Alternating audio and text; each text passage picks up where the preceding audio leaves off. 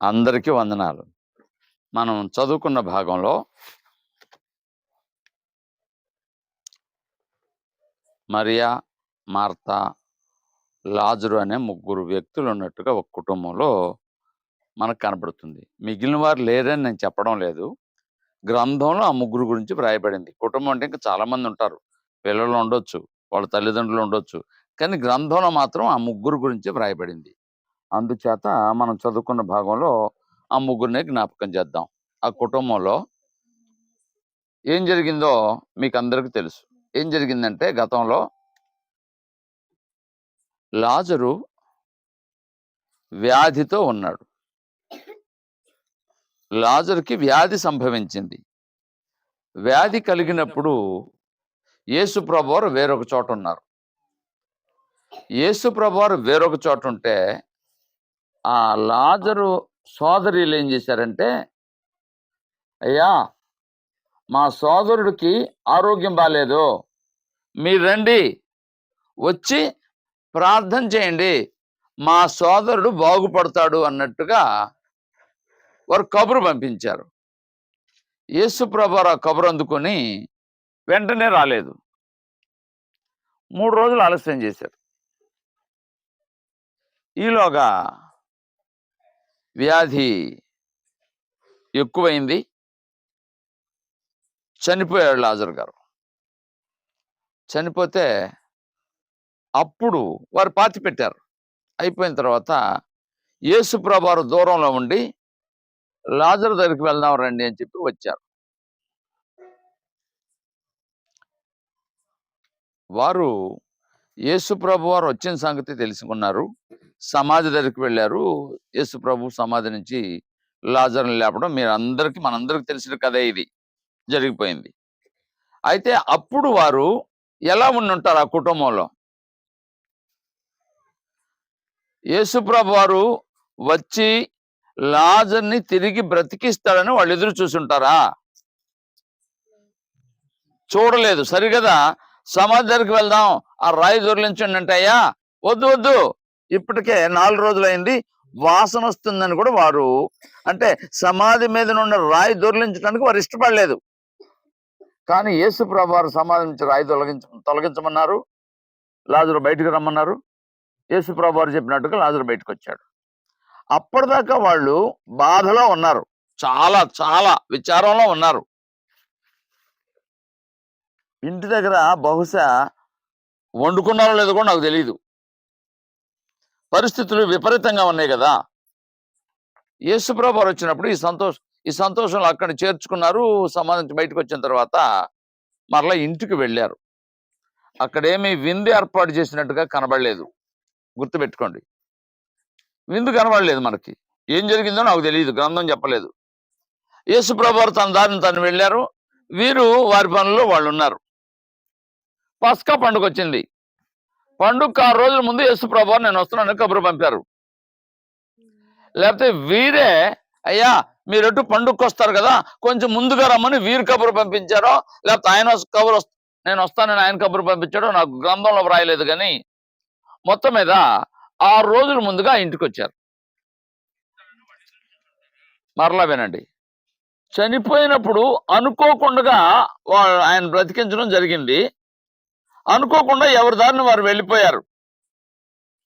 కానీ వారి మనస్సుల్లో మాత్రం ఎంత కృతజ్ఞత ఉందంటే మన సోదరుణ్ణి బ్రతికించాడు యేసు ప్రభువారు. మనం ఏం చేయాలి? చనిపోయిన వాడిని బ్రతికించడం అంటే ఆశ్చర్యమైన సంగతే. కానీ ఆ రోజు అనుకోకుండా మనం సిద్ధపడలేదు కదా. దానికి తగినట్టుగా ఏదో ఒకటి చేయాలి, ఎప్పుడో ఒక చోట చేయాలని వారు ఆలోచించుంటారు. మనమైనా మనకి ఎవరైనా మేలు చేస్తే మన హృదయంలో ఏముంటుంది చెప్పండి? ఏ విధంగా వారికి ఆ కృతజ్ఞత చెల్లించాలి, ఎప్పుడు చేయాలి, ఎక్కడ చేయాలి, ఎలా చేయాలి, ఎంత చేయాలి అన్నటువంటి ఆలోచనలు మన హృదయంలో ఉంటాయి. మర్చిపోమండి. వారు కూడా అలా అనుకున్నట్టున్నారు. ఆ విధంగా అనుకొని యేసు ప్రభువారు వచ్చినప్పుడు, అంటే ఆ పండుగకు ముందుగా 6 రోజులు ముందుగా వస్తే అక్కడ గొప్ప విందు ఏర్పాటు చేశారు. అనేకులు విందులో కూర్చున్నారు. యేసుప్రభు వారితో పాటు లాజరు కూడా కూర్చున్నారు. వచ్చిన వారందరికీ ఎలా ఉందంటే, అదిగో ఆ మనిషి ఈ మనిషిని బ్రతికించారో. అంటే అది ఏంటి సందర్భం అంటే, పండుగకు ముందు ప్రపంచంలో ఇశ్రాయేలీయులు అనే వాళ్ళు ఎక్కడెక్కడున్నారో అందరూ వస్తారు. ప్రపంచ దేశాల్లో ఎక్కడెక్కడున్నారు ఇశ్రాయేలు అందరూ ఆ పండుగకు ముందుగా వస్తారు యెరూషలేముకి. యెరూషలేములో పట్టణం కాబట్టి ఎక్కువ రద్దీగా ఉంటుంది కాబట్టి, బహుశా ఈ బేతని అనే ఊర్లో బంధువులు ఎంతమంది ఉన్నారో, అంటే దేశాలకు వెళ్తారు కదా, ప్రపంచ దేశాలకి, వారందరూ కూడా ఆ బేతనీకి వచ్చారు. ఆ ఊర్లో ఉన్న బంధువులంతా. చాలా సందడిగా ఉంది. ఆ టైంలో వాళ్ళు ఎన్నుకున్నారు. అక్కడ గొప్ప విందు ఏర్పాటు చేశారు. ఎందుకు అంటే, ఇవాళ మనం చదువుకున్న భాగాన్ని జ్ఞాపకం చేసుకుంటే, లాజరుని తిరిగి బ్రతికించినందుకు, లాజరు చనిపోతే లాజరుని బ్రతికించినందుకు కృతజ్ఞతగా ఆ కూడిక ఏర్పాటు చేశారు. ఎంత ఘనంగా ఏర్పాటు చేశారో విందు నాకు తెలియదు కానీ, విందు కంటే ఘనంగా ఇంకొకటి జరిగింది. ఏంటి అంటే, భోజనానికి కూర్చుంటే ఆ లాజరు సోదరి ఏం తీసుకొచ్చింది చెప్పండి? 1.5 షేరు. ఎంత? మీరు అంటే ఇప్పుడు కాదు కానీ, ఇప్పుడంతా స్ప్రే వచ్చింది. నా చిన్న వయసులో అత్తరు అంటే ఇంత చిన్న బుడ్డిలు ఉండేవి, చిన్నవి. మీకు తెలుసా? ఇప్పుడు కూడా ఉన్నాయేమో. చాలా ఎక్కువ రేటు. ఇంత చిన్నదైనా ఎక్కువ రోజులు వస్తుంది, చాలా రేటు. అటువంటివి ఎన్ని గెలిపితే 1.5 షేరు అవుతుంది, ఒకసారి ఆలోచించండి. చాలా విలువైన అత్తరు తీసుకొచ్చిందంట, ఆయన మీద కుమ్మరించింది. ఎందుకు అంటే, ఎందుకు చెప్పండి? కృతజ్ఞత. నేను ఇక్కడికి వచ్చినప్పుడు ఎందుకు ఈ కోడిక ఏర్పాటు చేసి నేను అడగలేదు, కానీ ఆయన మాట్లాడుతూ కృతజ్ఞత కూడిక అన్నారు కాబట్టి ఆ మాట చెప్పడానికి నేను ఆలోచిస్తున్నాను కొద్దిసేపు. ఎందుకంటే ఇది మనం చేసింది కాదు, ఒకనాడు ఎవరు చేశారు? గ్రంథంలో వ్రాయబడింది కాబట్టి కొద్ది నిమిషాలు ఈ పాఠాన్ని వినడానికి, నేర్చుకోవడానికి ప్రయత్నం చేద్దాం. కృతజ్ఞత అనే మాటకు అర్థం ఏంటి అంటే, ఇప్పుడే మనం చదువుకున్నాం కదా, చేసినటువంటి మేలును మరచిపోకుండా ఉండడం. అపోస్తలుల కార్యాల గ్రంథం 24వ అధ్యాయము 3వ వచనం చదివితే అక్కడ ఒక మాట ఉంటుంది. అపోస్తలుల కార్యాల గ్రంథం 24వ అధ్యాయం 3వ వచనంలో, ఘనత వహించిన ఫేలిక్సా, మేము తమ వలన ఎంతో నెమ్మది అనుభవించుతున్నామనియు, ఈ దేశ జనులకు సంభవించిన అనేకమైన కీడులు తమ పరామర్శ చేత దిద్దుబాటు అవుతున్నవనియు ఒప్పుకొని, మేము సకల విధములను సకల స్థలములలోనూ పూర్ణ కృతజ్ఞతతో అంగీకరించుచున్నాము. ఏం చేస్తున్నాం మేము? మీరు మాకు చాలా మేలులు చేస్తున్నారు, చాలా పనులు చేసి పెట్టారు మాకు, అందుచేత మేము పూర్ణ కృతజ్ఞతతో మేము కృతజ్ఞత కలిగి ఉన్నాం మీకని యూదులు ఆ ఫేలిక్స్ అనేటువంటి నాయకుడితో మాట్లాడుతున్నారు. అంటే ఆయన చేసిన మేళ్లను బట్టి వాళ్ళు జ్ఞాపకం చేసుకుంటూ కృతజ్ఞత చెల్లిస్తున్నారు, కృతజ్ఞత చెప్తున్నారు. అంతేకాదు, కృతజ్ఞత అనే మాటకు అర్థం విన్నాం. ఏంటది? చేసినటువంటి మేలును మరచిపోకుండా ఉండడం కృతజ్ఞత. రెండో మాట విందాం. ఏంటంటే, ఎవరి ఎడల కృతజ్ఞత కలిగి ఉండాలి? మనం మొట్టమొదటిగా దేవుని ఎడల కృతజ్ఞత కలిగి ఉండాలి. దినవృత్తాంతాల మొదటి గ్రంథం 16వ అధ్యాయం 8వ వచనం చదివితే, దినవృత్తాంతాల మొదటి గ్రంథం 16వ అధ్యాయం 8వ వచనం చదివితే అక్కడ ఈ విధంగా ఉంటుంది: దేవునికి కృతజ్ఞతాస్తుతులు చెల్లించుడి, దేవుని నామమును ప్రకట చేయుడి, ఆయన కార్యములను జనములలో తెలియచేయుడి. అయ్యా, నాకు ఈ విధంగా మేలు చేశాడు, నాకు ఈ విధంగా సహాయపడ్డాడు, నేను ఈ విధంగా ప్రార్థన చేశాను, ఆయన నా ఎడల దయ చూపించి ఈ మేలు చేశాడు అని ఏం చేయాలంట? ఇంకోసారి నేను చదువుతాను. దేవునికి కృతజ్ఞతాస్తుతులు చెల్లించుడి, దేవుని నామమును ప్రకటన చేయుడి, దేవుని కార్యములను జనములలో తెలియచేయండి. ఏం చేశాడు దేవుడు అంటే, ఇదిగో నాకు ఇది చేశాడని తెలియచేయండి. ఎవరి ఎడల కృతజ్ఞత కలిగి ఉండాలి మనం? దేవుని ఎడల. కొలస్స పత్రిక 3వ అధ్యాయం 17వ వచనం చదివితే పరిశుద్ధాత్ముడి మాట చెప్పాడు, మాట చేత గాని క్రియ చేత గాని మీరేమి చేసినాను, మరలా చెప్తున్నాను, మాట చేత గాని క్రియ చేత గాని మీరేమి చేసినాను ప్రభువైన యేసు ద్వారా తండ్రి అయిన దేవునికి కృతజ్ఞతాస్తుతులు చెల్లించుచు సమస్తమును ఆయన పేరట చేయుడి. మీరేమి చేసినను తండ్రి అయిన దేవునికి యేసు ప్రభు ద్వారా ఏం చేయాలంట? కృతజ్ఞతాస్తుతులు చెల్లించండి అని అంటాడు. అంతేకాదు, దేవుని యందు మాత్రమే కృతజ్ఞత చెల్లిస్తే సరిపోదండి. ఆయన ఏం చెప్తున్నాడు, గ్రంథం ఏం చెప్తుందో చూద్దాం. రోమపత్రిక 16వ అధ్యాయం 4వ వచనం చదివితే, రోమపత్రిక 16వ అధ్యాయం 4వ వచనం చదివితే, వారు నా ప్రాణము కొరకు తమ ప్రాణములను ఇచ్చుటకైనను తెగించిరి. వారు పై వచనం చదివితే వారు ఎవరో చెప్తారు, చదవండి. అకుల ప్రిస్కిల్లా అనేవారు ఏం చేశారంట?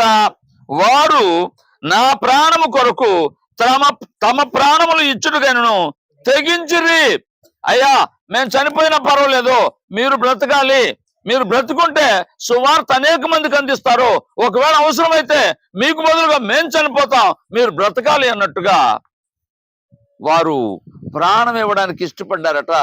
అందుకని పౌలు గారు ఏమంటున్నారట, తర్వాత వచ్చిన చదువుతాను అందులోనే, మరియు వారి ఇంటున్న సంఘమునకును వందనములు చెప్పుడి. నేను మాత్రము కాదు, అన్యజనులలోని సంఘముల వారందరూ వీరికి కృతజ్ఞులై ఉన్నారు. అంటే కృతజ్ఞత చెల్లించాలి.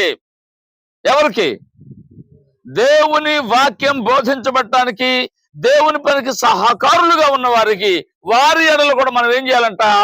కృతజ్ఞత కలిగి ఉండాలి. కృతజ్ఞత కలిగి ఉండాలి. దేవుని ఎడల కృతజ్ఞత కలిగి ఉండాలి. దేవుని వాక్యం ప్రకటించబడటానికి, మన సువార్త అందించడానికి ఎవరు సహకారులుగా ఉన్నారో, మనకు ఎవరు సహాయం చేశారో, ఎవరి ద్వారా వచ్చిందో వారి ఎడల కూడా మనం కృతజ్ఞత కలిగి ఉండాలి. నేను చాలా సార్లు అనేక సందర్భాల్లో మాట్లాడుతూ ఉంటాను. మిషనరీస్ ఎవరో వచ్చి ఇక్కడ సువార్త ప్రకటించడమే కాకుండా భోజనం పెట్టి, చదువు చెప్పి, ఒకప్పుడు గుర్తింపు లేనటువంటి వారిని ఏం చేశారంటే మనుషులుగా చేశారు. ఎవరది? మిషనరీసు. అంటే ఎవరు మిషనరీస్? అంటే ఎవరు? యేసు ప్రభు సువార్త చెప్పడానికి సంఘాల చేత పంపబడిన వారు. వారి ఎడల మనం ఎల్లప్పుడూ కృతజ్ఞత కలిగి ఉండాలండి. రైట్. మరొక మాట వింటే, తిమోతి పత్రిక మొదటి పత్రిక 5వ అధ్యాయము 4వ వచనం చదివితే, తిమోతి పత్రిక మొదటి పత్రిక 5వ అధ్యాయం 4వ వచనంలో ఈ విధంగా ఉంటుంది. అయితే ఏ విధవరాలికైనను పిల్లలు గాని మనుమలు గాని ఉండిన ఎడల వీరు మొదట, గుర్తుపెట్టుకోండి, వీరు మొదట తమ ఇంటి వారి ఎడల భక్తి కనబరుచుటకును తమ తల్లిదండ్రులకు ప్రత్యుపకారము చేయుటకును నేర్చుకొనవలెను. ఏం చేయాలంట? తల్లిదండ్రులకు ఏం చెప్పరు? ప్రత్యుపకారం. అంటే మనం పెంచి పెద్ద చేశారు, గొప్పవారిని చేశారు, వారి ఎడల మనం ఏం చేయాలి? కృతజ్ఞత కలిగి ఉండాలి. చాలా మంది నాకేమిచ్చావు, నువ్వేం సంపాదించావని అడిగేవారు ఉన్నారు. అది కాదు అడగవలసింది. నేను ఈ విధంగా ఉన్నానంటే కారణం మీరు అని వారి ఎడల మనం కృతజ్ఞత కలిగి ఉండాలి. ఏమంటున్నాడు తర్వాత? ఇది దేవుని దృష్టికి అనుకూలమై ఉన్నది. ఏంటి దేవుని దృష్టికి అనుకూలము? తల్లిదండ్రుల ఎడల కృతజ్ఞత కలిగి ఉండడం దేవునికి ఇష్టమైన కార్యం. నేను 3 మాటలు చెప్పాను. దేవుని ఎడల కృతజ్ఞత కలిగి ఉండాలి, సువార్త అందించే వారి ఎడల కృతజ్ఞత కలిగి ఉండాలి, తరువాత తల్లిదండ్రుల ఎడల కృతజ్ఞత కలిగి ఉండాలి. ఇంకో మాట చెప్తాను. ఎందుకు కృతజ్ఞత కలిగి ఉండాలి దేవుని ఎడల? దేవుని ఎడల మనం ఎందుకు కృతజ్ఞత కలిగి ఉండాలి? ఏం చేశాడు ఆయన మనకి? చదువుదాం. కీర్తన గ్రంథం 118వ కీర్తన ఒకటో వచనం చదివితే 118వ కీర్తన 1వ వచనం చదివితే దేవుడు దయాళుడు, ఆయన కృప నిరంతరము నిలుచును, ఆయనకు కృతజ్ఞతాస్తుతులు చెల్లించండి. ఎవరికి? దేవుడు దయాళుడు, మన ఎడలో దయ చూపిస్తున్నాడండి దేవుడు. ఆయన దయ చూపించకపోతే తన కుమారుని భూమి మీదకి పంపించేవాడా? ఒకవేళ యేసు ప్రభు రాకపోతే మన పరిస్థితి ఏంటి? అగ్ని ఆరదు, పురుగు చావదు. ఒకవేళ మిషనరీస్ రాకపోతే భారతీయుల, మన ముఖ్యంగా మన నిమ్మన జాతులనే వీరి పరిస్థితి ఏంటి? కుక్కల కంటే హీనంగా చూడబడ్డాం మనం. పెంపుడు కుక్క ఇంట్లో తిరుగుతుంది, అవునా కాదా? కానీ వీరు అక్కడికి వెళ్ళటానికి వీల్లేదు సంపన్నులలో. అంతకంటే అంటే జంతువుల కంటే హీనంగా చూడబడిన వీరు ఇవాళ ఏ స్థితిలో ఉన్నారంటే ఉన్నతమైన స్థితికి రావడానికి కారణం సువార్త. ఆయన దయ చూపించాడు మన ఎడల. ఇవాళ మనం మనుషులంగా ఉన్నామంటే దేవుని దయ. లేకపోతే ఏ పరిస్థితులను ఒకసారి ఆలోచన చేస్తే పూర్వీకులు చెప్పేవారు, అవన్నీ జ్ఞాపకం చేసుకోవడం కూడా నాకు ఇష్టం లేదు. ఎందుకంటే అంత భయంకరంగా ఈ మనుషుల్ని చూశారు ఒకరు. కానీ దేవుడు దయ చూపించి మనకి ఇటువంటి భాగ్యాన్ని ఇచ్చాడు. అందుకు మనం ఏం చేయాలంటే దేవునికి కృతజ్ఞత కలిగి ఉండాలి. మరొక మాట ఆలోచించేద్దాం. ఆయన దయాళుడు కాబట్టి కృతజ్ఞత కలిగి ఉండాలి. కీర్తన గ్రంథం ఇప్పుడే మనం చదువుకున్నాం. తెస్సలోనిక పత్రిక మొదటి పత్రిక 5వ అధ్యాయం 18వ వచనం చదువుదాం. తెస్సలోనికలకు రాసిన మొదటి పత్రిక 5వ అధ్యాయం 18వ వచనం చదువుదాం. ప్రతి విషయం అందును ఎందుకు కృతజ్ఞత చెల్లించాలంటే ఆయన దయాళుడు కాబట్టి కృతజ్ఞత చెల్లించాలి. ఎందుకు కృతజ్ఞత చెల్లించాలంటే ప్రతి విషయం అందును కృతజ్ఞతాస్తుతులు చెల్లించండి. ఇలాగు చేయుట యేసుక్రీస్తునందు మీ విషయంలో దేవుని చిత్తం. ప్రతి విషయంలో కృతజ్ఞత చెల్లించండి. నేను చాలా సార్లు పలానా వాళ్ళకి మేలు జరిగింది అన్నారు అనుకోండి, పలానా వాళ్ళకి ఇలా జరిగింది అన్నారు అనుకోండి, నేను వెంటనే ఏమంటానంటే అందుకు దేవునికి స్తోత్రం, దేవునికి కృతజ్ఞతలు. ఎందుకంటే వారిని బట్టి కూడా మనం కృతజ్ఞత చెల్లించాలి. మనకు మేలు జరిగినప్పుడే కాదు, ఇక్కడ మాట ప్రతి విషయం అందును, ప్రతి విషయంలో ఎవరికేం జరిగినా మనం కృతజ్ఞత చెల్లించే బాధ్యులమై ఉన్నాం. మరొక మాట చదువుదాం అక్కడే, 2వ పత్రిక 2వ అధ్యాయం 13వ వచనం. సహోదరులారా,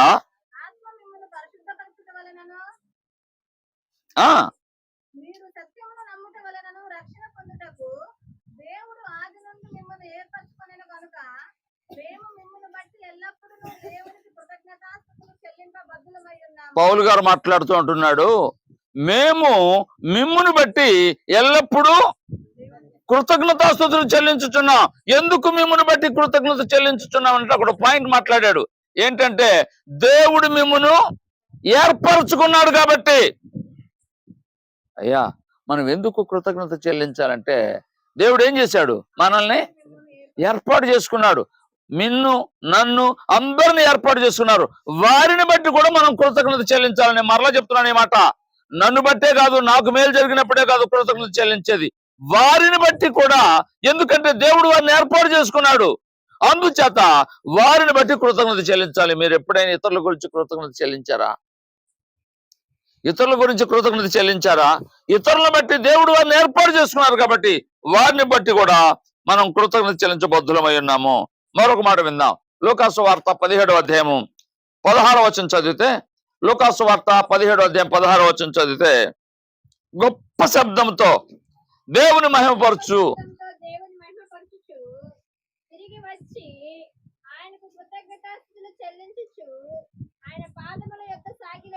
చాలండి. విన్నారు కదండి, ఒక మనుషుడు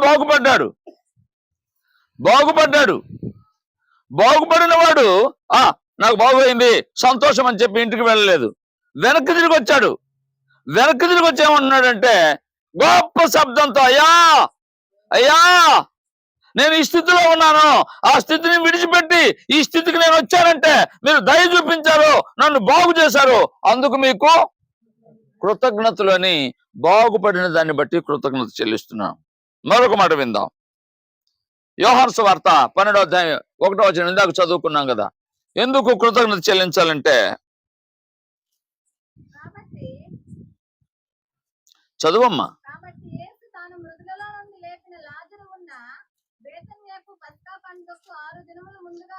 చాలమ్మా, ఇందాక మనం చదువుకున్నాం కదా. వారు ఏం చేశారు? ఆ రోజు లాజరు బాగుపడినప్పుడు వాళ్ళ ఇంటికి వెళ్ళారు. ఈయన కూడా తన దారిని తను వెళ్ళిపోయాడు.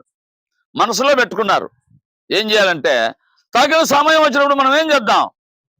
కృతజ్ఞత చెల్లిద్దామని. ఎంత అంటే చాలా విలువైనటువంటి అత్తరు తీసుకొచ్చి ఆయన మీద పోస్తే శిష్యులు అంటున్నారు, అయ్యా ఇంత చాలా ధనం ఇంత అనవసరంగా ఆవిడ ఖర్చు చేసింది ఎందుకో, ఇదంతా బీదలకు ఇస్తే బాగుండు కదా అని వారు ఆమెని తప్పు పట్టడానికి ప్రయత్నం చేస్తే ప్రభు అన్నారు, ఎక్కడైతే సువార్త ప్రకటించబడుతుందో అక్కడెల్లా ప్రతి స్థలంలో ఈమె చేసిన కార్యం జ్ఞాపకం ఉంటుంది, ఈమె ప్రశంసింపబడుతుంది. ఎందుకంటే ఈవిడ కృతజ్ఞత ఎన్నలేనంత, ఇంత అని చెప్పడానికి వెలకట్టలేనంత కృతజ్ఞత కలిగి ఉంది ఈవిడ. అలాంటి కృతజ్ఞత రాబోయే రోజుల్లో వాళ్ళందరూ కూడా కలిగి ఉండాలన్నారు. యేసు ప్రభు వారు ఆమెను అభినందిస్తూ వారిని, ఆగండి, ఆమె చేసిన పని తప్పు పట్టొద్దు, అలా ఉండడం మంచిది, ఆవిడ జ్ఞాపకార్థంగా చేసింది అని ఆమెను అభినందించాడు. నేను చెప్పిన మాటలు జ్ఞాపకం చేస్తాను. ఎందుకు కృతజ్ఞత కలిగి ఉండాలంటే, దేవుడు దయాళుడు కాబట్టి కృతజ్ఞత కలిగి ఉండాలి. 118వ కీర్తన 1వ వచనం చదువుతా, అక్కడ 21వ వచనం ఏమంటాడంటే, నాకు జవాబిచ్చావు కాబట్టి, అంటే మనం ప్రార్థన చేస్తే జవాబిచ్చాడు కాబట్టి కృతజ్ఞత కలిగి ఉండాలంటాడు. తెస్సలోనిక పత్రికలో ఏమంటాడంటే, ప్రతి విషయంలో కృతజ్ఞత కలిగి ఉండాలంటాడు. ఆ తర్వాత వాళ్ళని ఏర్పాటు చేసుకున్నాడు కాబట్టి వారిని బట్టి కూడా కృతజ్ఞత కలిగి ఉండాలంటాడు. మరలా ఇదిగో బాగుపడిన దాన్ని బట్టి కృతజ్ఞత కలిగి ఉండాలంటాడు. మరొక మాట చదువుదాం.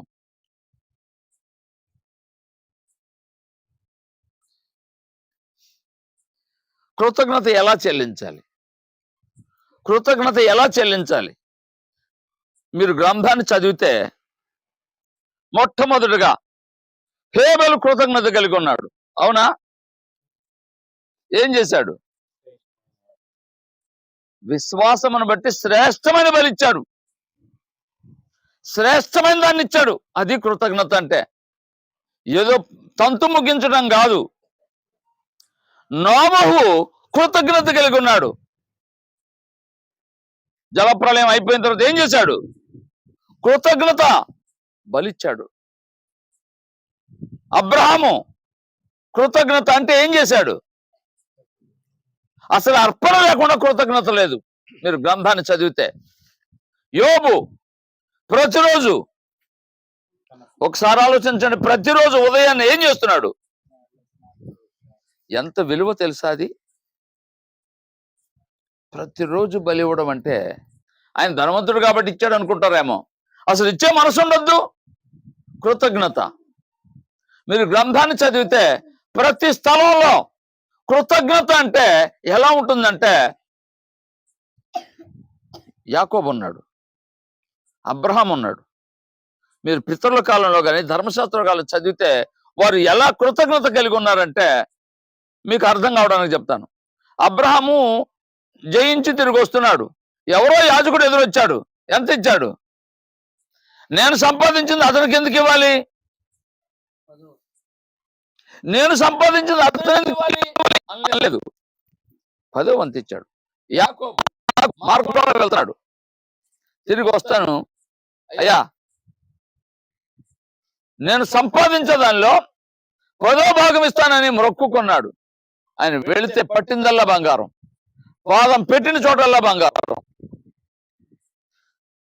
ఎంతగా ఆశీర్వదించబడ్డాడంటే, ఒంటరిగా వెళ్ళాడు, కర్ర తీసుకుని వెళ్ళాడు, చేతి కర్ర. 2 గుంపులు జనంగా వచ్చాడు. ఏంటది?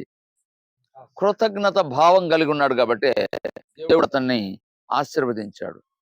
అలాగే దావీదు అంటాడు, అయ్యా రాజు కదా, దేశంలో ఎంతైనా ఇవ్వచ్చు కదా, దేశం ఆస్తి గాక, అంటే ఇశ్రాయేల్ ఆస్తి గాక నేను సంపాదించాను, నేను సంపాదించింది ఇదిగో ఇంత ఇస్తున్నాడు దేవుని మందిరానికి అని ఆయన ఇచ్చాడు. అది కృతజ్ఞత అంటే. మనం కూడా దేవుని పని ఎడల, దేవుని ఎడల శ్రద్ధ కలిగి పని చేయటమే కాదు, ఇచ్చే మనస్సు ఉండాలి. అది కృతజ్ఞత అంటే. మరొక మాట విందాం. కృతజ్ఞత ఎలా చెల్లించాలంటే ఎఫెసీ పత్రిక 5వ అధ్యాయము 27వ వచనం చదివితే, ఎఫెసీ పత్రిక 5వ అధ్యాయం 27వ వచనం. మన ప్రభువు యేసుక్రీస్తు పేరట అమ్మ 20వ వచనం 5:20.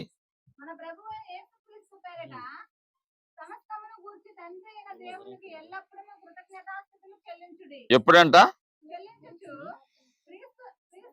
చాలమ్మా, యేసుక్రీస్తు ద్వారా కృతజ్ఞత చెల్లించాలి.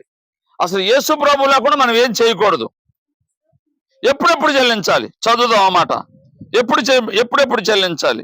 కొలస్సీ పత్రిక 3వ అధ్యాయం 17వ వచనం చదివితే, మాట చేత గాని క్రియ చేత గాని మీరేమి చేసినను ప్రభు అయిన యేసు ద్వారా తండ్రి అయిన దేవునికి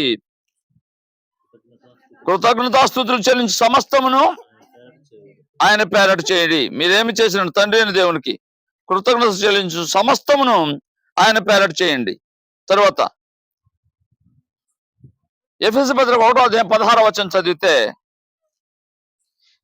మీ విషయమై మానక దేవునికి కృతజ్ఞతాస్తుతులు చెల్లించుచున్నాను. అయ్యా అమ్మ మరలా వినండి. పౌలు మాట్లాడుతూ ఏమంటున్నాడంటే, నన్ను బట్టి కాదు, మీ విషయమై మానక. ఏంటంట? ఏంద్ర వాడు మానకుండా ఏడుస్తూనే ఉన్నాడు, వాడు మానుకోడా అంటే కంటిన్యూస్ గా చేస్తూనే ఉన్నాడంట కృతజ్ఞతలు. మానక కృతజ్ఞత చెల్లిస్తున్నాడంట. 5వ అధ్యాయం 20వ వచనం చదివాం కదా, ఎల్లప్పుడూ కృతజ్ఞతాస్తుతులు చెల్లించుడు. ఎఫెసీ పత్రిక 5వ అధ్యాయం 20వ వచనం. ఎల్లప్పుడూ మానకుండా చేయాలి, ఎల్లప్పుడూ చేయాలి. అంతేకాదు 79వ కీర్తన 13వ వచనం చదివితే, సదాకాలము నీకు కృతజ్ఞతాస్తుతులు చెల్లించదము అంటాడు. 44:8 చదివితే, చదవనక్కర్లేదు, నేను చదువుతాను. దినమెల్లా కృతజ్ఞతాస్తుతులు చెల్లిస్తాను, నిత్యము కృతజ్ఞతాస్తుతులు చెల్లిస్తానంటాడు. ఆ తర్వాత కృతజ్ఞత ఎక్కడ చెల్లించాలి? కృతజ్ఞత ఎక్కడ చెల్లించాలి?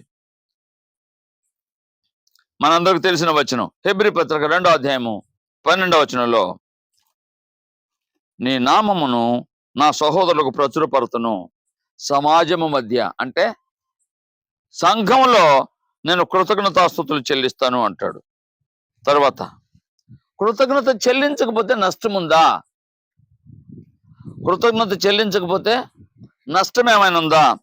దినవృత్తాంతాలు 2వ గ్రంథం 32వ అధ్యాయం 25వ వచనం చదివితే, హిజ్కియా మనసును గర్వించి తనకు చేయబడిన మేళ్లకు తగినట్లు ప్రవర్తించినందున అతని మీదికి యూదా యెరూషలేముల మీదికి కోపము రాగా ఏమొచ్చిందంట? కృతజ్ఞత చెల్లించలేదట. ఆ రాజు మీదకి మరియు దేశం మీదకి కూడా దేవుని ఉగ్రత వచ్చినట్టుగా మనం చదువుతాం. ఇంకొక మాట జ్ఞాపకం చేస్తాను. అపోస్తల కార్యాల గ్రంథం 12వ అధ్యాయం 23వ వచనం చదివితే, అతడు దేవుని మహిమ పరచనందున దేవుని దూత అతని మొత్తెను గనుక పురుగులు పడి ప్రాణము విడిచెను. అయ్యో, కృతజ్ఞత చెల్లించకపోతే ఎంత ప్రమాదమో చూడండి. ఆఖరుగా చెప్తాను ఒక మాట. కృతజ్ఞత చెల్లిస్తే లాభం ఏంటి? హెబ్రీ పత్రిక 6వ అధ్యాయం 10వ వచనం చదివితే, హెబ్రీ పత్రిక 6వ అధ్యాయం 10వ వచనం చదివితే, మీరు చేసిన కార్యమును మీరు పరిశుద్ధులకు ఉపచారము చేసి ఇంకను ఉపచారము చేయుచుండుట చేత తన నామమును బట్టి చూపిన ప్రేమను మరచుటకు దేవుడు ఏంటంట? మనం కృతజ్ఞత కలిగి ఉంటే, మనం కొంచెం ఇస్తే ఆయన ఏం చేస్తాడంటే దాన్ని రెట్టింపు కాదు, అనేక రెట్లు హెచ్చిస్తాడు. కృతజ్ఞత కలిగి ఉంటే ఆయన చేసేది ఎంత అంటే ఇంత అని చెప్పడం సాధ్యం కాదు. ఒక్క మాటలో చెప్పాలంటే మనందరికి తెలిసిన వచనం దావీదు ఏమన్నాడు? నా ప్రాణమా యెహోవాను సన్నిధి. మీకు తెలుసు కాబట్టి నేను విడిచిపెడతాను. నేను చెప్పిన మాటలన్నీ జ్ఞాపకం చేసి ముగించబోతున్నాను. కృతజ్ఞత అంటే చేసినటువంటి మేలను మరిచిపోకుండా ఉండడం. ఎవరి ఎడల కృతజ్ఞత కలిగి ఉండాలంటే దేవుని ఎడల కృతజ్ఞత కలిగి ఉండాలి, సువార్త బోధించే వారి ఎడల, బోధించడానికి సహకరించిన వారి ఎడల, సంఘం అందరి ఎడల కృతజ్ఞత కలిగి ఉండాలి. ఇది ఆత్మ సంబంధంగా. అలాగే తల్లిదండ్రుల ఎడల కృతజ్ఞత కలిగి ఉండాలి. ఎందుకు కృతజ్ఞత కలిగి ఉండాలి దేవుని ఎడల అంటే, ఆయన దయ చూపిస్తున్నాడు, మనకు జవాబిస్తున్నాడు, ఎన్నో మేళ్లు చేస్తున్నాడు. ఎప్పుడు కృతజ్ఞత చెల్లించాలంటే మానక కృతజ్ఞత చెల్లించాలి. ఎలా కృతజ్ఞత చెల్లించాలంటే తగినట్టుగా కృతజ్ఞత చెల్లించాలి. తగినట్టుగా. మనము రోగి దగ్గరికి వెళ్తాం, చేతులు ఒప్పుకుంటూ పోతే ప్రయోజనం ఉండదు. రోగి దగ్గరికి ఎలా వెళ్ళాలి, పిల్లల దగ్గరికి ఎలా వెళ్ళాలి, వృద్ధుల దగ్గరికి ఎలా వెళ్ళాలి తెలుసుకొని వారికి ఏదైనా తీసుకుని వెళ్ళాలి. అలాగే తగినట్టుగా, దేవునికి తగినట్టుగా కృతజ్ఞత చెల్లించు. దేవునికి తగినట్టుగా. మనం ఏమనుకుంటామంటే మిగిలిన వాటికి ఎంతో ఖర్చులు పెడతాం, దేవుని పని దగ్గరికి వచ్చేటప్పటికి ఖర్చు పెట్టలేం. తగినట్టుగా చేయలేం. మనం చేయటానికి అలవాటు చేసుకోవాలి. తగినట్టుగా కృతజ్ఞత చెల్లించాలి. యేసు ప్రభు ద్వారా కృతజ్ఞత చెల్లించాలి. కృతజ్ఞత చెల్లించకపోతే అదిగో రాజు మీదకి, దేశం మీదకి ఉగ్రత వచ్చింది. కృతజ్ఞత చెల్లిస్తే ఆక్రమట చదువుకున్న ఏంటది, ఆయన అన్యాయస్తుడు కాదు. దేవునికి మేలు అంటే మనం దేవుని పనికి సహకరిస్తే ఆయన మనకి ఏం చేస్తాడంటే భూమి మీద ఆయుష్నిస్తాడు. ఈ లోకాన్ని విడిచిన తర్వాత నిత్య జీవానికి కూడా వారసుని చేస్తాడు. అటువంటి భాగ్యం మనం పొందాలని, కృతజ్ఞత కలిగి జీవించాలని, ప్రతి విషయంలో కృతజ్ఞత చెల్లించాలని తెలియచేస్తూ, శ్రద్ధగా వినందుకు అభినందిస్తూ, ఈ కుటుంబస్తులు ఈ కృతజ్ఞత కోడికి ఏర్పాటు చేసినందుకు వారిని కూడా అభినందిస్తూ, దేవుని ఎడల వారు భయభక్తులు కలిగి, సంఘంతో సహవాసం కలిగి, సంఘం కొరకు బ్రతికేలాగా వారు ఉంటే, సంఘం అంటే క్రీస్తు ప్రభు శరీరం, ఆయన కోసం బ్రతికితే ఆయన మన కోసం ప్రాణాలకు సిద్ధం చేస్తూ ఉంటాడు. ఆ విధంగా కూడా తెలియచేస్తూ, శ్రద్ధగా వినందుకు అభినందిస్తూ, అవకాశం ఇచ్చిన అధ్యక్షుల వారికి వందనాలు చెప్తూ ముగిస్తున్నాను. అందరికీ వందనాలు.